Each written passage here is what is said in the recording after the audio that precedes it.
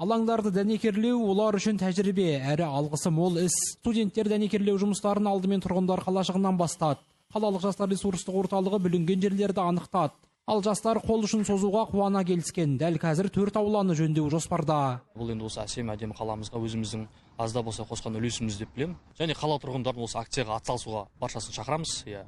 Өздеріңіздің аулаларыңызда немесе осы аулалардың қасында сынған ойын алаңдары болса, осындай спорт құрылғылары болса, қолдарыңыздан келгенше жөндеп, қалпына келтіріп, реттеп отырсақ, өзімізге де жақсы.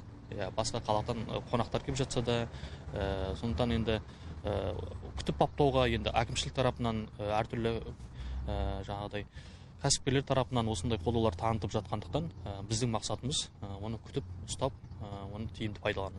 Жылырдық айында тұратын адамдар сындырмасын деп сұраймын. Балдар оны ойнап сындырып жүргенде біз оны істеп тастайын деп жатырмық. Жастардың бұл бастамасына зейнеткерлер де риза, себебі алаңдарда қариялар да дене шынықтырады. Күн сайын салауатты өмір салтын ұстанатын зейнеткерлер саны артып келеді.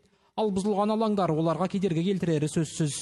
Мына спорт алаңымыз қайтадан құрылысы жатыр. Таңертеңгісін үлкен кісілер жаттығу жасайды. Бұрынғы тым жақсы жасаған мына тренажерларды енді балдар сындыратын балдар да болды. Сондықтан көп рахмет. Мына біздің жас балдарға осы алаңға камера қою керек. Камера бәрібір кішкене балдарды да, адамдарды да